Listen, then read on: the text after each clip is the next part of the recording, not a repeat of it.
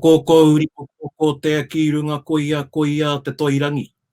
Ko te kōkō huka, ko te kōkō hau ki raro koia te toinuku. Uri tia ki roto tāwhia ki waho ki ngā pakitaro te kōkōmuka kia mau whiwhia kia mau rawea. Tūturo o whiti whakamaua kia tīna, haumi e hui e tāiki. Kia tautonui hoa te koro ai atawhai. Ki runga ki tēnā o koutou i o koutou kāinga maha huri i te ika Māui. Whakawhiti i te moana o raukawa. Ki te wai pounamu ki raki ura ki re kohu o tira puta i te ao. Ngā tauwhiratanga hoki ki runga ki te kiingi ki atu heitia me tōna whare, ngā pani, ngā pauru, ngā rawakore, ngā tīnana e Māui witiana, rire hau, pai mārire. Koutou kua riua ki runga i te tai, ki tua o ngā pai tua ngahuru o kahukura, haere rā koutou ki Hawaii ki nui, Hawaii ki roa, Hawaii ki whāmamau, Hawaii ki kaikai te rari noa mai tērā weketia i te ringaringa, ki te haupūranga o te kauheke kaumātua, he tangata koutou kia koutou, tātou kia tātou, e ngā kanohi ora o rātou mā, e hui nei, anei, mā te ipurangi, mā te kōkōmuka, i runga i te whakatauki, he kōkōmuka tūtara whare, he wānanga tūmata whānui. Tēnei te mihi kia koutou katoa, tēnā rā koutou katoa, o tira e hoa mā, nau mai hoki mai tātou ki tā tātou wānanga i tēnei pō, tuahine, Pānia, kōrua kia kana, e rangi, e chei, e mihi ana, tēnā koutou. Ia ora. Nā, pewhi ana koe tuahine? Ai, tino pai roa ati, ora nei.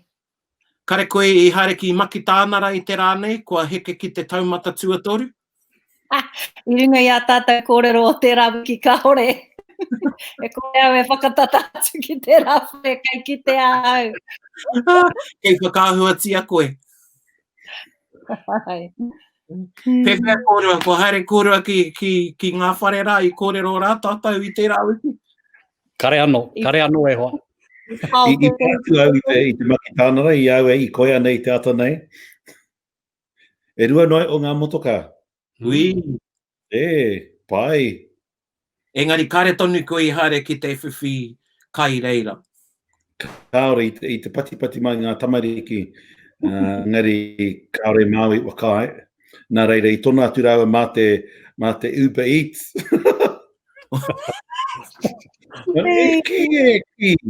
Eki. Oia no. Mo tērā e hoa. Ko nā hei tango o tō taone. I don't have Uber Eats here, ki taua mutu. I wāku nei hoki. Wau nā hoki. Oia no, e mihi ana. Kare anō kia paku uru tētahi wairua ki au tētahi hiahia rānei ki e rā kai. E pai ana mātou i tō mātou rāhui nei, me a mātou kai e whakaritengi ana e mātou i konei. Tai hoa pēr, engari anō nā whare kai marika nei e noho ai ki te kai etahi kai pēnā i te yamcha, hoi anō, tai hoa tērā. Hoi anō e tiwi e mihi ana kia koutou, nau mai hoki ki te kōkōmuka, i te paku pahu mātou. I don't know if any of you were in the lines today. If Mātai Smith is watching tonight, I kite au i a kōrua tō rāhi o timu me a kōrua e whia nei a kōrua pēke, kātahira, ai tehi tāngata. Hoi anō, tēnā ki tāna, tēnā ki tāna, kuina te kōrero. E te iwi ko tātātou kaupapa i tēnei pō, te whakatau Māori. Practices to manage stress and anxiety. Ne? He ritenga, pai tēnā whakamahinga i te ritenga, Che. He ritenga hei ahara. Hei whakamāmā pēr i te mānuka me te he manawa. Pewhia tērā whakamauritanga tuahine. Ai. Ka pai. Koenei tā tātou kaupapa i tēnei pō. Koutou kua hono mai anō ki te kōkōmuka. Nā, taku tutiro ki tērā rerenga tuatai, e hoa mā, te whakatau Māori. Me timata tātou ki te Māori. He nui ngā kōrero mo te Māori. Ne? Ka mutu, taku kite, taku whakarongo i roto e nei tau, kua kaha tā tātou whakamahi i te Māori i tētahi rerenga. Whenei te Māori ora. Engari, ko te pātai i roto i taku ngāka. I'm thinking, do people really know what Māori is? Or what is their idea of Māori? Nō reira, i maharau, i mua te kōrero mo te whakatau Māori, me kōrero, me wānanga tātou i tēnei me te Māori. And I know, i te wā ia te rangihau, koenei ngā kōrero o tātou koraua, nāna tētahi hui karanga, ko tēnei te kaupapa, and apparently tahi wiki te roa o tā rātou noho. Ana e wete ana rātou hea te Māori. Well, sorry about it, we haven't got a week. Engari, he tuku pea i etahi whakaaro mo tēnei mātāpono kia tātou ki te Māori, hei whakarongo mā te marea. Mau e tīmata e rangi, o whakaaro ki te Māori. Tēnā koe hoa, tēnā pātai hoki. Te pātai wānanga hia mo te wiki kotahi. Karau te mōhio mēnei tau, tērā kaupapa mēnei whakai te iwi katoa ki te mutunga o te wānanga hoi anō. Hea te Māori. Karau te tino mōhio me pēhea taku whakamārama i te Māori ki e tahi atu. And if I'm honest, it's something that I know we all feel and have our own inclination about what Māori is for us. And I'm not too sure if some of these whakaaro and philosophies have the same, perhaps the exact similar purpose or meaning to everyone. And sometimes I think it's up to an individual to determine for their own position what Māori is.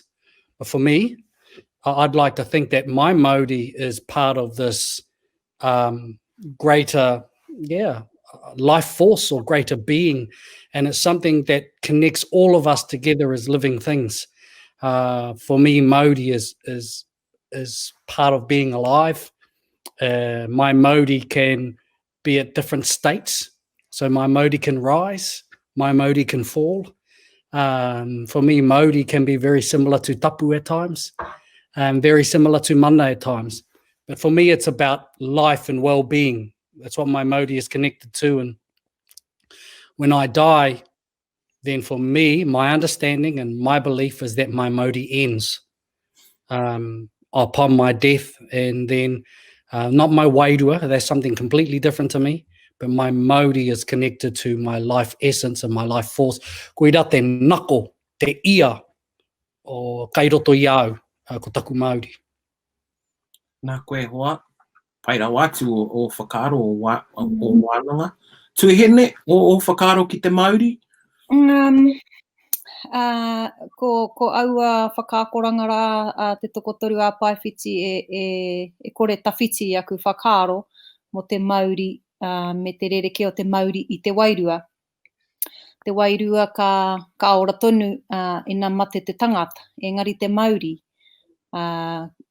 Ka tīmata te ora rānei, te kā rānei o taku Māori, i te wā i whakatōki ai hau ki roto i te kōpū o taku whaia. Te wā i tūtaki ai pēa, te wai tātea o taku pāpā ki te hua o taku māmā. Ana ka puta mai, ka kā tetehi āhuatanga hei tuku i te ora ki roto i a hau pū ngāo nei, cellular nei. Nō reira, ko te Māori ki au, he mea mate, hei te wā ka mate taku tinana. Ko te Māori i roto i au, e tautoko ana i tārangi, he wā ka moe te Māori, he wā ka mate te Māori, he wā ka ora te Māori, he wā ka he te Māori, he wā ka raruraru te Māori. Ana, e hono ana pea ki o tātou kare aroto i e tehi wā, he hononga i wainga nui ngā kare aroto me te Māori. Nō reira, me he mea ka tae tātou te whakahaere o tātou kare aroto, mā reira e tau ai te Māori. Tēnā koe. Chei? Āmene atu ana ki ngā kōrero katoa atu i te wā ka mate te tangata. So everything that they've said I support. The only difference for us is we were always taught that because Māori ignites life, when you pass on, it's because the Māori has exited your body and returned back to the takiwā. And my translation for the takiwā is the universal equilibrium. And so that's the only difference, but other than the rest, tautoko katoa. Ka pai. Kua rongo hoki au i tērā kōrero mo te Māori e hoki ana ki te takiwā. Engari, pewhia tēnei mea te Māori ka rongo i te kōrero nei Māori mate. And I see this is a comment that's coming up. And pewhia o tātou whakaro ki tērā, tihei Māori mate. For me, if like you say, can people see it? Can you say Māori mate? Well, you can say whatever you like. Pretty much, you can't stop anyone from saying anything. But for me, from my philosophical point of view, there is no such thing as Māori within mate, and that's just my belief. And from what I've been taught, Māori exists within living, not within the dead. And so Tihei Māori ora was said when life was given, and that essence of life from tāne into hine ahuone. But not Tihei Māori mate is something that personally, and from where I come from, that is something that is not common. In fact, it's something that is frowned upon under the idea that the philosophies that underpin Māori are connected with life and not death. But that's just what I think, and anyone can say whatever they like. Tautoko. Ko te tihe. Kei te mahara tētahi wā i te kōrero māua ko tētahi hoku kaumātua. And that's something that he used to use quite a lot, tihei Māori mate. And I thought, I found an opportunity for the two of us where it was quiet and nobody around, and we could have a kōrero about that expression that he was using. Ana ka huria ki te kōrero mo hene ahu one, hene hau hone rānei ki e tai o ngā kōrero a tainui. Ka kōrero mo te tihei Māori ora. Ka tumeke katoa te korau, ka me kia, hey boy, ka ria i mohio ki e rā kōrero. Ana me tana ki mai kia, i rongo no au i tētahi e whakahua ana i te tihei Māori mate, ka whakaro, I'm going to use that, the tihei Māori mate. O whakaro tuahine ki tērā kianga? I runga noiho i ngā whakakoranga a wharehuia i te wā o te ora rau ko pau. Kaore, me tīmoti anō hoki, kāre rātau i tautoko i te whakamahinga o te kianga rā. Nā te mea, ko te e mohio ana te hunga wāhine e wai ana ki te whānau pepe. Tātou kua uru ki roto ki te rūma i te wai puta ana ngā pepe, ki te whaiau ki te ao marama, ka tihe te pepe, ana koira te wā e puare ai ngā pō ngā ihu, me te korokoro kia pai ai te rere o te hā, hei whāngai i ana pūkahukahu. E ora ai ia i tēnei ao. Ko te tihe tērā, koira, te mahi a te tihe, he whakatuwhera, he whakapuare i e rā ara me ki. Kaore, kua tai hoki au ki roto ki ngā rūma i te wā mate ana te tangata. Te manawa ki ore ana te tangata, ana kare au i rongo i te tihe i te wā e mate ana te tangata, e manawa ki ore ana te tangata. Engari i rongo au i te tihe a te pepe. No reira, e maramana e nei kupu ki au, ngā kupu au o tātou tupuna, tihe, I Māori ora, nā te tihe I Māori ora ai. No reira, kei roto I te reo e tehi tīwhiri hei whai mā tātou. Ko tētahi atu kōrero hea te tāpiri I tēnei kōrero, tēnei whakamārama. I roto I a mātou tētahi kōrero mo Māui. Ka hārea Māui ki tana kuia, ki a hine nui te pō. Ka ki atu, ka kōrero rāua, tētahi ki tētahi, ka mea Māui. E kui, ko te taonga kei a koe, te taonga o te ora, ho mai ki au, ki ora ahau, ki ora mātou mo ake tonu atu. Ka re kōrero mo tēnei mea, te taonga kei a koe, te Māori o te ora, ho mai ki au. Ka re kōrero mo te Māori o te mate. Ka kōrero, te taonga kei a koe, te Māori o te ora, ho mai ki au, ki ora te tangata mo ake tonu atu. No reira, tērā kōrero, ko tana whakautu kāo, ka mate koutou, Māui te au te pō, ki aroha koutou, ki a koutou, ki a manaaki koutou, ki a koutou, ki a mate a aone koutou, ki a koutou anō. No reira, tērā kōrero, te taonga kei a koe te Māori o te ora I puta I tō tātou kuia I a hine nui te pō. No reira, ko ira tētahi o ngā kōrero e mohio nei au mo tēnei mea te Māori. Pai. Nā koe rangi. Nā, kei konei tātou e kōrero ana mo te, ko puta te Māori tau, te kupu Māori tau, Māori rere, Māori oho, e pātai mana te iwi. What are the differences between those states, I guess? Māori rere, Māori oho, Māori tau. Jay?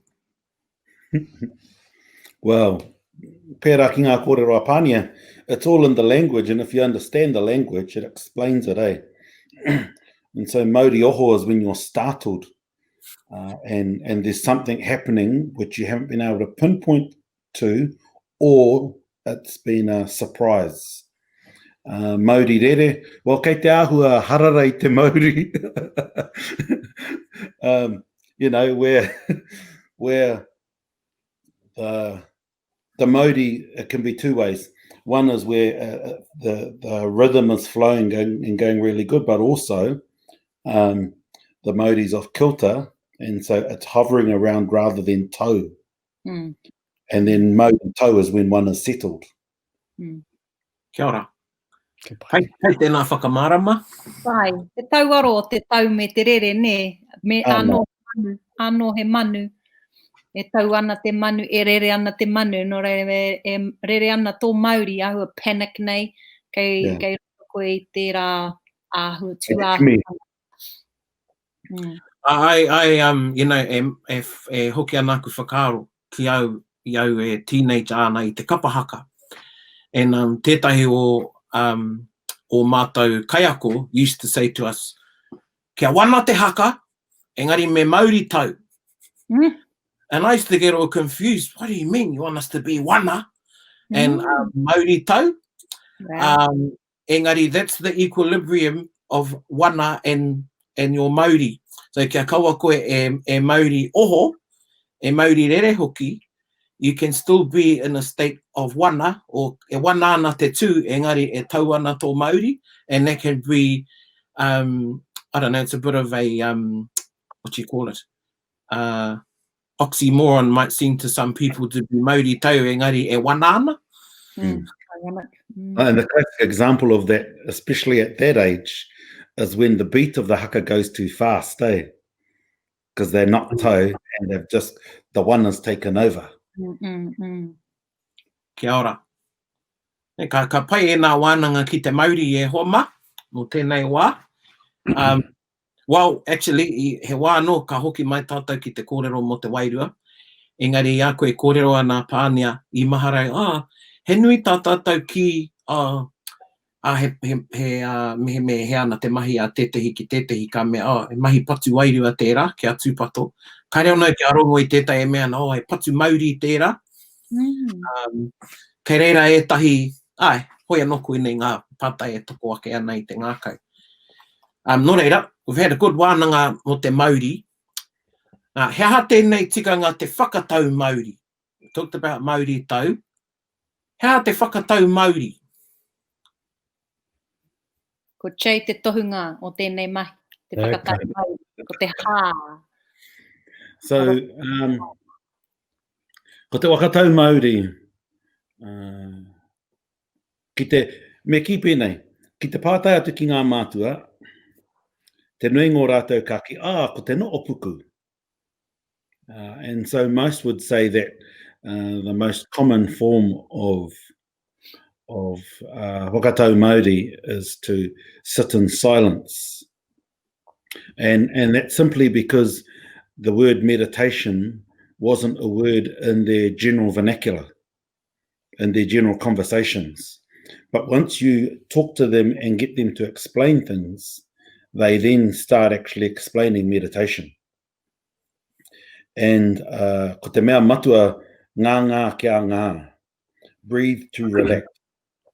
And we were always taught that the difference between whakatā and whakangā, for us at least, was whakatā was to rest the body, whakangā to rest the body and the mind. And that's done through breathing. And was it last week or the week before, we talked about pai Māori re karakia, tāwhiri mātea te tupuna o te motu nei e. And tāwhiri mātea is the one that you call on to help you tow yourself, even though tāwhiri mātea is often referred to with storms and all of these other things. But when the manifestation of tāwhiri mātea in our bodies is breathing, and so that those punga punga and the pūkau and all of that, as they breathe, the more air that goes in them, it helps settle the puku, and ki te tau te puku, ka tau te hinengaro. And there's those connections between endorphins and all of that, all of those different chemicals that sit in your puku, which is why as Māori we talk about te tauo takuate and everything else that's in our puku, which affects everything else about us, our karea roto, our hinengaro. And so te whakatau Māori for me is not just about silence, but it's about breathing to gain centre. To gain a centre, kia tau ai te tangata, kia marama te tangata. Nā koe. Hea o mahi whakatau Māori e hoama, Pānia Rangi, mahi whakatau Māori a kōrua? Ai, me pērā rawa, ka rere Māori. I te nui o te wā, nā te mei whānau au i te marama o mei e Gemini, Māori rere ahau. Te nui o te wā. Chai e kōrero ana i whakaro ake au, te rapea he Māori wahine tō tāwhiri mātea. Ko rongo rane koutou i etahi kōrero mo tāwhiri mātea, hei te taha wahine pea o tāwhiri mātea, me te hononga o te hau, me te Māori, me te hā, hei whakatau i te Māori, ki tāwhiri mātea me te kupu hinengaro, hea hei ki ai, he hinengaro kāre i kia, he tamangaro. He rere kia, tamangaro. Hinengaro, ne? Waha i hine ai tērā wāhanga o tō tātou tinana. Hoi anō, pātai noiho e toko ake ana. Hei, whakatau i taku Māori ko te hā, kua ako au i ngā mahi a chai, i wainga nui i te hiwa mātou hui, a puari nei, ko te hā te tehi huarahi rawe, hei whakatau i te Māori. Anā, i te wā i Māwiwi ai tō tātou hoa awhi mai, nā koira te akoranga nui, te kōrero nui i tukuna ai e chai ki aia, ko te hā hei huarahi. Anā, ka ki mai tērā hoa o tātou. I tino āwhina tērā i aia e mate puku ana, ka tino aro tahi ia ki tana hā. Ana nā reira i rongo ai tana tinana i te ora, te tehi ora e hoki ana ki tana tinana Māwiwi. Ana ka pērā tahi au i ngā wā ka āhua Māori rere mā te hā e tere hoki ai au ki te tau. Ora. Rangi? Hei whai ake i ngā kōrero a Pānia mo tāwhiri mātea. Wow, ko te kōrero ko tāwhiri te atua hu nei nei. No reira, akene pēr he wahine, he koira tanata hau wahine. Ai. Te hu nei nei. Tēnā. Uh, Sinead nei rāne. I think in all beings there is a female and male element. Even in our atua, they both descend from Rangi and Papa. And in fact, there is the saying, ko tahi te atu o te ao Māori, ko Rangi rāua ko Papa. So closely with those two interbeings entwined, those beings entwined, that you really couldn't separate them. And to know Papa, you must know Rangi. And in order to know Rangi, you must know Papa, because that is a connection between both of them. So there is this balance within all of us. I have a side that descends to me from my mother and a side that descends to me from my father, and we all carry those elements within us. I also think that we are naturally inclined to have a particular kind of Māori depending upon our whakapapa. Certain traits descend in certain whakapapa, in my belief, and you'll find that some people are naturally more inclined to be quite maurire, I guess you could say. Others are very maurito, and that is, in some families, that is a very common trait in some communities, whereas others are different. And within each and every one of us lives rongo and tūmatauenga. And that battle for dominion over the characteristics of people plays out, and like it did in the beginning when tūmatauenga and rongo fought for the garden Pōhutukawa. And we come out of that. Our characteristics come from that space. And so some of us fall just in line, inclined to fall with rongo. Some of us are inclined to fall with tū, and it exists within each and every one of us. And so for me, tuatahi ake, ko te mea whakatau I taku Māori, ko te karakia. Ko I rāpea te huarahi whakatau I taku Māori. And I like what Pānia said. Sometimes your Māori can be all over the place. And something that is a constant, you know, like breathing, that constant in and out is karakia. And quite often people find solace in prayer, in karakia, ki te whakatau I te Māori. Tētahi atu mea, ko te whakaputanga, you know, finding an outlet from what you're able to release some of the things that we build up in our day-to-day lives is a very, very Māori thing. For me, one of the other things, you know, mōku ake, kei te kōrero ai mōku tonu, ka hoki au ki te kāinga, ka hoki au ki rua tāhuna, ka piki au, ka piki maunga, ka noho au, ka whātare ki raro, ki te mārua, ka haere au ki te puihi, ki reira, tiro haere. You know, it's just that whakatau ki e hoki ki o maunga. You know, that way of going back and cleansing yourself and reconnecting and I don't know, it's like replenishing my Māori.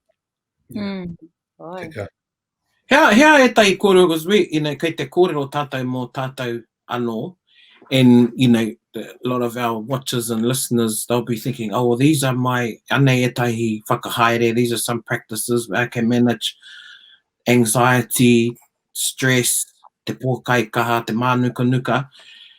What do you do when someone else is stressing out and you want to, you know, because I've you know, found the last thing they want to hear is to be told that they need to chill out or calm their father. Or we might need to make a new saying up, go tau or Māori. That's the last thing they want to hear. What are some ways somebody, you know, ka te kōrero a te tangata ki tētahi, ki te whakatau I te Māori o tētahi atu? Yeah, a nice way to say calm your farm is to say sigh. Just sigh. Because when you sigh, it just releases a heap. And that's part of breathing, eh? And when you sigh and just go, it's amazing how much change happens. And the other thing is, you know, this whole rubbish about once we're warriors, you know, before we got metal, I questioned how much we focused in on war, because it takes a long time to create those weapons. And once we're horticulturalists, I think is definitely once we're gardeners is more appropriate, because when you are gardening and when your feet are in the dirt or on papa, ka tau te Māori. And so one of our key activities helped us be Māori tau. You know, gardening was a massive part of ensuring that we were Māori tau. And so, you know, I've only just returned back to gardening in the last year, and after a long break. But man, as soon as my hands touch the soil, just like that, it's all gone. And whether it's in the bush, as Rangi was talking about, but even that whole notion of kia pure ngā hau, because when you breathe, that's what you're doing to your insides, is you're clearing and cleansing the insides to not just oxygenate it, but just to re-energize. And so, you know, there's a whole lot of things, but the key thing about being more sustainable and returning back to gardening is going to be something that will help us. And I think COVID's definitely encouraged a lot of people, because, man, did you see, as we were going into the rahui, man, did you see people going to buy all of their veggies to plant and all of that? I did it myself, and oh, I need to give me some more veggies. So, Bray, tell them to sigh and then go in the garden. Ana. Or go and get a tuna and drop it off for me, please. Kei te ahua o te tangata e pōkaikaha ana i tō taha. E hoki ana aku mahara ki te wā e pepe ana aku I rā mutu. Ngā tamariki a taku teina me taku tuakana. Hei pepe mā māua ko taku tāne I roto I tō māua moenga. Nā ka pōkaikaha e rā pepe, te wā e ngaro ana o rātou mātua. Mehe mea he tama, he huarahi rereke hei whakatau I te Māori. Mehe mea kei mua te tama I au. Nā te mea hoki he apataki au nā Tony Robbins. Ka ako au te o ana rautaki. Changing your state, ne? Changing your state. Ana hei e tumeke ai tō o kare aroto, ne? Ana ki te Māori rere koe, ana kimihia he huarahi hei change your state. Nā, ko tētahi huarahi ko te whiu I te wai ki te kanohi. Kaua te kara he katoa engari, whiu te wai ki te kanohi. Tāupuhi a rāni te kanohi ki te wai. Ko tētahi atu ko te papaki. Te papaki I te kanohi. Tau ake kanohi. Hei whakarereke I tō āhua I te rāwā. Te whakatumeke rānei te tangata. Kia rereke ai ana kare aroto. I roto I te hekona kotahi. Nā, mo te pepe, mo te taha ki te kōtiro, ngā kōtiro I tō māua taha, nā kariro mā te matua, ka tukuna tana pāhau, te ringaringa o te kōtiro ki tana pāhau, ana ka timata te ngurunguru o tana reo. Kia rongo ai te kōtiro I te Māori o te tāne, ana nā reira I tau ai te Māori o ngā kōtiro, nā te wai I tau ai te Māori o ngā tama. Kia ora. He rautaki au e rangi to calm someone down, he aha o whakaro? Kāo. Mena, ki au nei, mena ka whakaatu au I te Māori tau. Te nuinga o te wā ka Māori tau mai tētahi atu. I don't know, it's yeah, I usually think that it's just examples. I remember being a lot of time around my grandfather and my father, for that matter, just being naturally calm, and it just calmed other people down, and other people came to them at times when they were quite unsettled, or I don't know, if Māori rere, and just that, I don't know, being in the presence of other people that are calm and relaxed and level-headed. I think a lot of times that te tauira, e tahi wā ka whai te tangata I te tauira, ka tauira hia nei e tahi atu. Nō reira koe rapea te tahi rautaki. Tēnā koe. Tino whakaro e nā, e hoa mā. Whakaro anau, karau I tupu me e rā rautaki. te whakamauri tau I au anō, te whakamauri tau I etahi atu. Ka mutu e rangi, I didn't see very good examples of it either around me when, you know, in my own whānau, no violence or anything, engari, e hoa, ki te taukaikai aku mātua rāua ki a rāua, koina e tahi o ngā tauira e kite ana tātou tamariki, ana ka tupu mai me e rā mea I roto I a rātou. No reira, ko te whakamauri tau I te kotahi, he rereke I te whakamauri tau I tētahi whānau, I tētahi huinga, he rereke anō tērā o whakaro ki tērā chei, mauri or the singular and the collective. Well, you know, you attract like people, and I'm always reminded of what my dad would always say to me, and he'd always say that your mind is your doctor, and you have to tell your body to get better. And both him and my auntie Joan would always say, breathe and send that breath to wherever it's sore or mawiwi. And as you do that, you send your breath, and your breath is also being sent with karakia to tell that part of the body to wake up and get better. And but you know, it's so Dad was always talking like that, and you know, even when he'd have a drink or many, too many, he'd even say, and still does after he's had a few, it's all mind over matter, otherwise it doesn't matter. But it's a good saying, because you know, we allow our minds to be our atua, which is why we then become anxious, stressed, and all of these other raruraru. Whereas I know it takes a lot to get me angry, but if I'm angry, I need to go and cut wood, or go and do something physical to release it all. And so whether it's chopping wood or mowing the lawns or whatever else, got no wood to chop in Waikato, but chopping wood as a young teenager was always a great way for me to release that stress. It's no different to somebody going for a run, but that physical outlet to release all of that stuff, and just seeing, especially my dad, you know, he's 80 now and he's still, well, other than during the lockdown because we wouldn't let him go for a walk, he's still walking every day and always trying to find a way to make it work, to make his body work, to make his mind be focused, so that we can, and therefore all of us copying his example. Yeah. Tēnā koe. Koe tau e te iwi, if you have any pātai, whakaro, tēnā tuhia mai te comments. And, you know, I really do hope that this gives people the courage to think about things like this, because I know tātou mā he ua e nei kaupapa ki etahi, ki te kōrero ki e nei kaupapa. You know, some will say, oh, that's airy-fairy.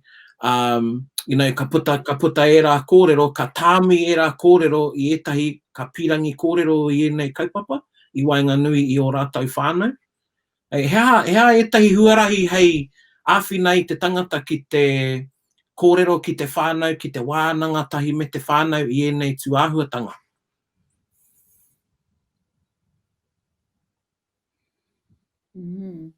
I think it's different for, you know, a lot of people who see it as airy-fairy will often be quite practical people anyway, and they don't realize that what they're doing actually helps relieve their stress. Whether it's going for a hunt, going for an eel or a fish or a dive, that's all part of enabling Māori tau. And so even if it's just going to get some puha or watercress, all of that activity is all part of calming one's farm.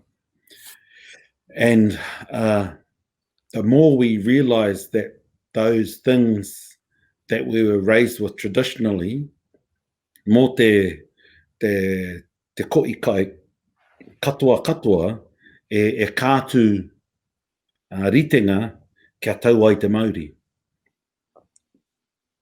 Ka pai. Whakaro anō kōrua, Pānia, Rangi? Yeah, I have a feeling that we need to take more account of what stress and anxiety and the way that affects us more so in this day and age. I think it's something that's always been part of people, but particularly with the kinds of lifestyles that we live today, this ever-increasing pace that we seem to work at, and even in our own lifetimes. I mean, it wasn't that long ago that on the weekends, everything was shut. You couldn't get to a bank. You couldn't get, to the shops. So people took time out to play sports. There was that kind of social interaction. There was physical activity. People had gardens for the most part. People grew kai. People were very active.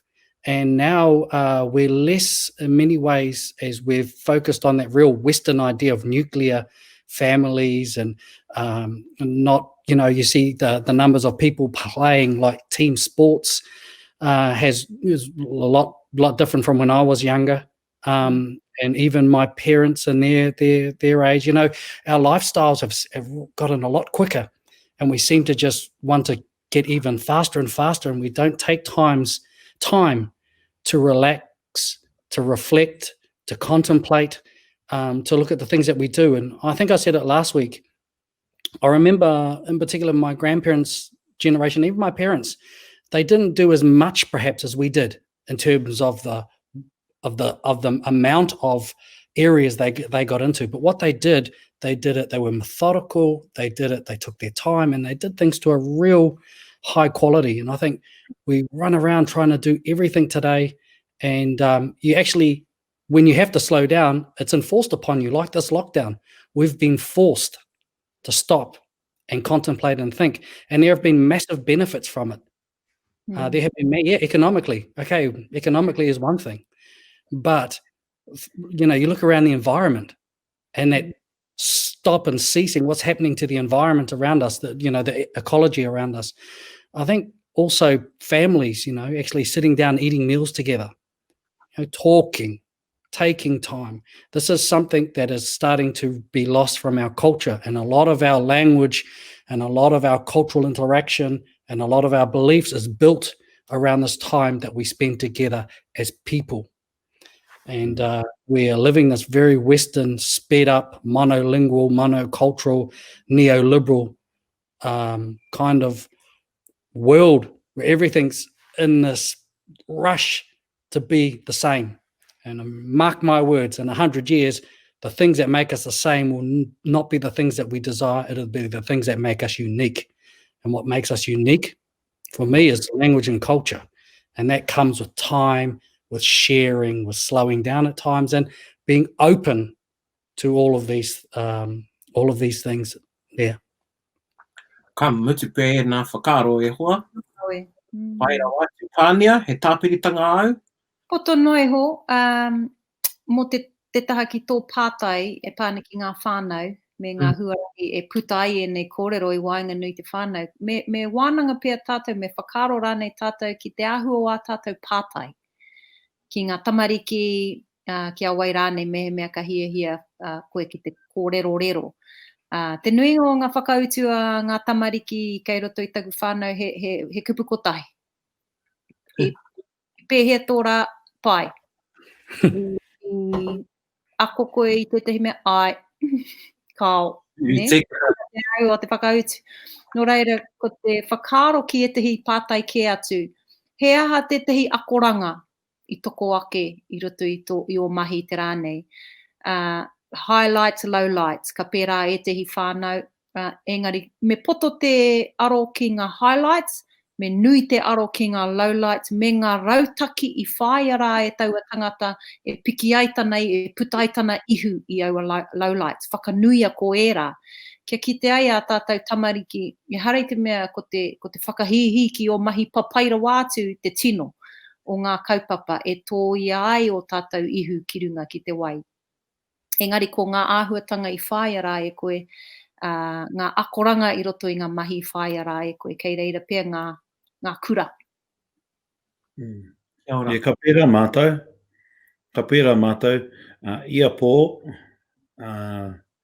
ngā tāngata I roto I te wara I te mea e te I taima kāre mā o komisi I konei, engari, ko ngā tāngata I te kāinga, ka noo ki te tēpu, ka kaitai, mutu atu, ka uri rauna I te tēpu, ki te wā kōrero. And our key discussion, and it's a form of whakamoemiti really, where we encouraging appreciation. And so we cover our highlight, what we're grateful for, and who did we help. So those are the three things we discuss. We don't do it every night, but we make sure that we do it a number of times during the week, because we always eat together, and we always put our devices away. Aye. So that when we're at the dinner table, we are focused in on us. And, you know, it's been great because for an extremely busy family, you know, people think I'm busy, but Missy's way busier than me. And that moment of slowness where we slow down, as Rangi was referring to earlier, is a real treat, because even when the kids don't want to do it, they still do it. And what it's done is it's taught them how to articulate themselves. Me e raru, e nawe, te te I ngau, so they can really articulate how they're feeling now as a result of doing this for some time. Kia ora. Nei, ia tata e korona mo te whakawhanaungatanga, and Rangi talking about sitting around and having the kai together. You know, one of the most valuable things over the past few weeks I roto I tō mātou kāinga is doing that, of having at least one kai together. And, you know, the irony of the rāhui is we've had sort of another sort of workload that we've had to deal with in this context, which has brought along a whole lot of other things that we've had to manage, ki te whakataui o tātou Māori I tēnei wā. But we've always met together. The weekends were a bit flexible, but he pai te kaitahi I a pō, and hotahi. And that's definitely something that's been missing prior to that, because ko hau e haere ana ki wiwi ki wāwā. Hai, he puku mahi tēnā me tēnā. Nō reira, ai mihi ake ana, and when you were talking about tāwhiri and people have their own spaces, you know, moetai, haere ki te puihi, rangi ki te ngahere, gardening. I like going to the river, so he pai kei te haere ki te awa, whakatau tēnā I taku Māori. Māo ko ngā hui and our cousin, we go out fishing, and e rau e te haere ki a tangaroa ki te hi ika. Whakatau Māori tērā. Me te whanga I te wairua. So koutou e te iwi, whae e rā mahi, some things have been lifted a bit on taumata tua toru I tēnei wā, engari kia haumaru tonu tātou ne. And we've got one tētahi pātai kei konei. What would the top 5 steps be to enable Māori tau?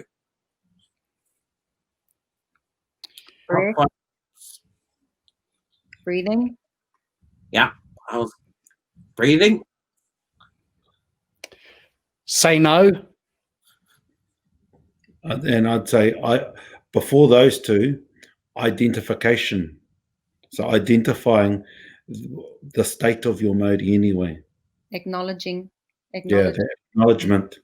Me e rere ana, e o ana. Nā te aha I pērā ai. Ana. Yeah, and it's interesting, you know, paku kōtiti, ka whakaroa ki te mahi a te tohunga I ngā wā mua. And it's much like what a doctor does nowadays when you go into the see your doctor, and ka kimi te tākuta, I ahu mai te mate I whea. And a lot of the time the answer to that question is in yourself. And no te tohunga. Me he me e he ana te wairua te hake rānei, ka pāta I te tohunga. I whea koe, where were you? I te aha koe, what were you doing? E rā kōrero, so yeah, so what state you're in. So you bring your own doctor there, ko te mea tuatoru, mea tuawha.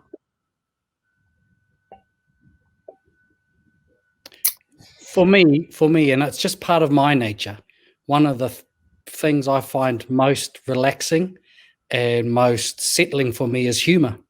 And it's a way that I deal with a lot of situations, is trying to make light even of difficult situations. But I think it's a very Māori thing.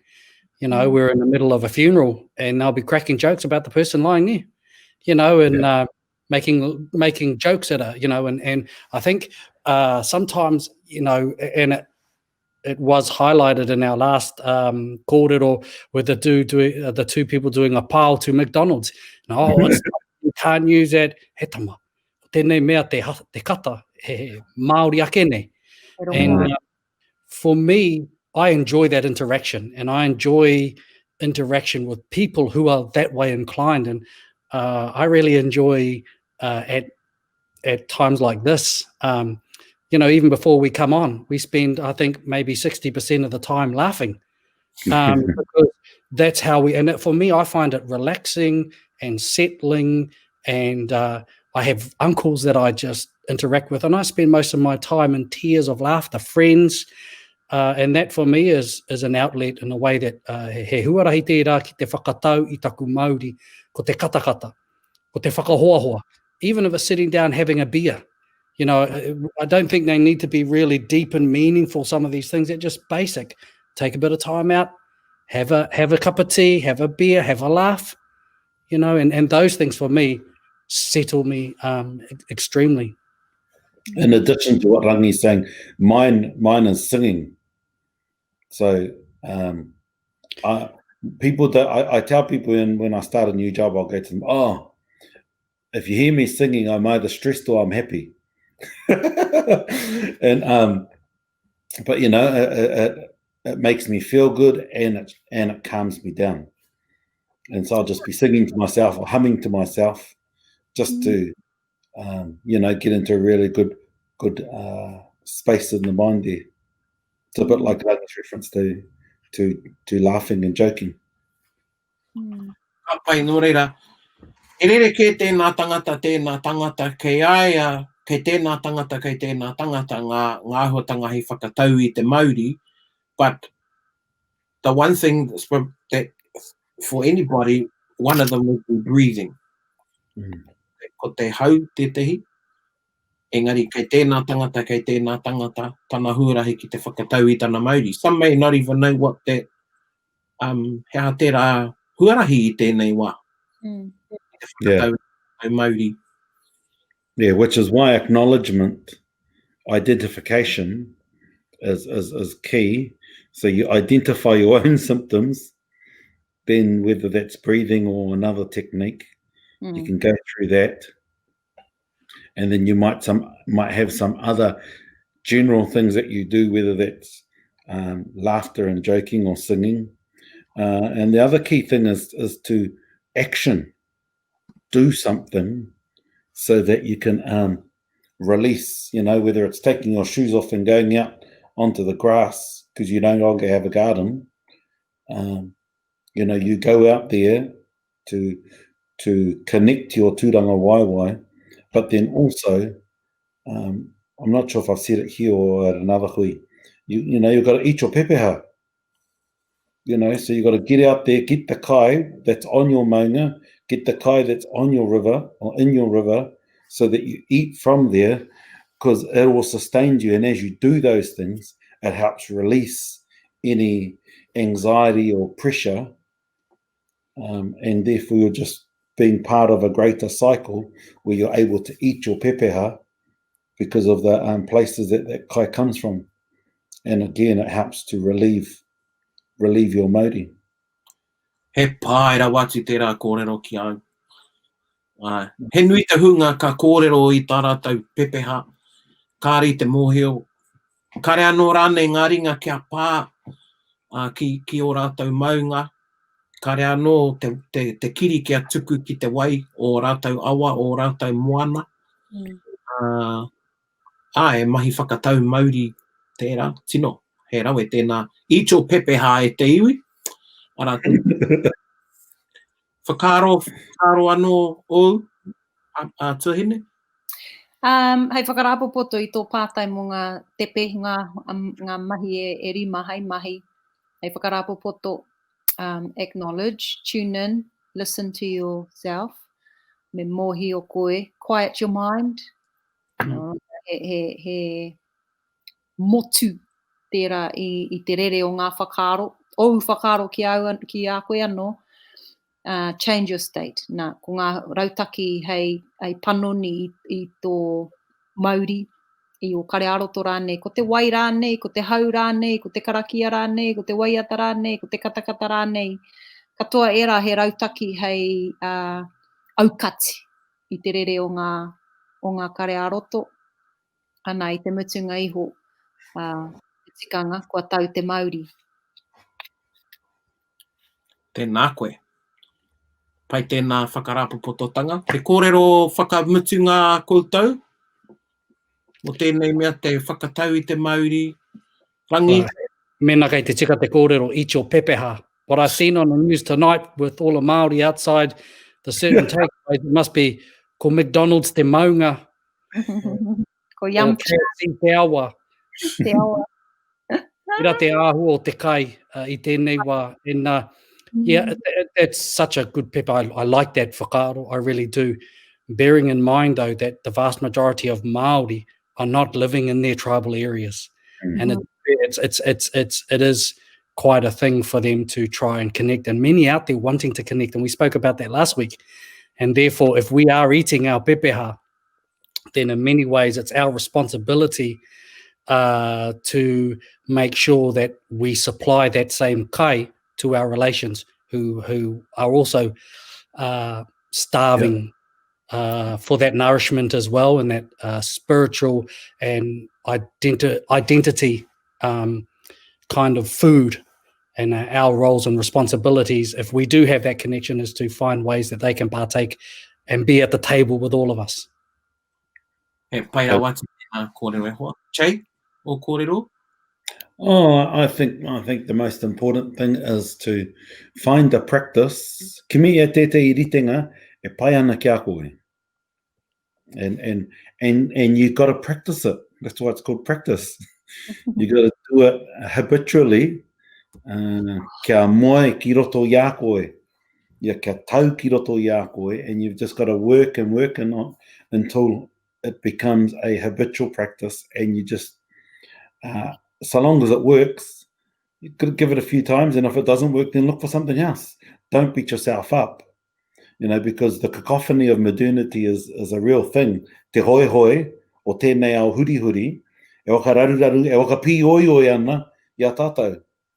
And we've got to parea e rā tū oi oi, i rā aki. Kia tūtanga tai. Tēnā koe, Che.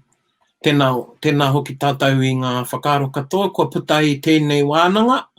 O tira kia koutou e te iwi nui tonu, I o koutou kāinga, I o koutou maunga, I o koutou awa, I o koutou rohe rohenga. Me te whakakipa I a koutou I a tātou, kia kai I te pepeha, kia ringa hora ki te hunga, kāre anō kia rongo I te reka o e rā kai. Nō reira, ngā manakitanga nui ki runga kia koutou katoa, ko te Kōkōmuka tūtara whare, tēnei e mihi nei I runga I te wānanga tūmata whānui, I horahia I te pō, kei te hoa e rangi kei a koe te karakia, whakakapi I a tātai mahi tēnei pō. Whakatū wherara te ara whānui a tāne ki te pai wai o te rangi ki te pito o rangi nui ki te oroko hanga o te whakaaro atua ki a tau ki rungi ki a tātou katoa, te Māori ora, te ora, I tēnei wā ki a hora, ki ngā pito o te motu whānui, ki a puta tātou ki te whaiau, ki te ao mārama tūturu, whiti whakamaua ki a tīna. Tēnā. Kui e. Tai. Kia. Kia ora tātou. Kia ora. Kia ora.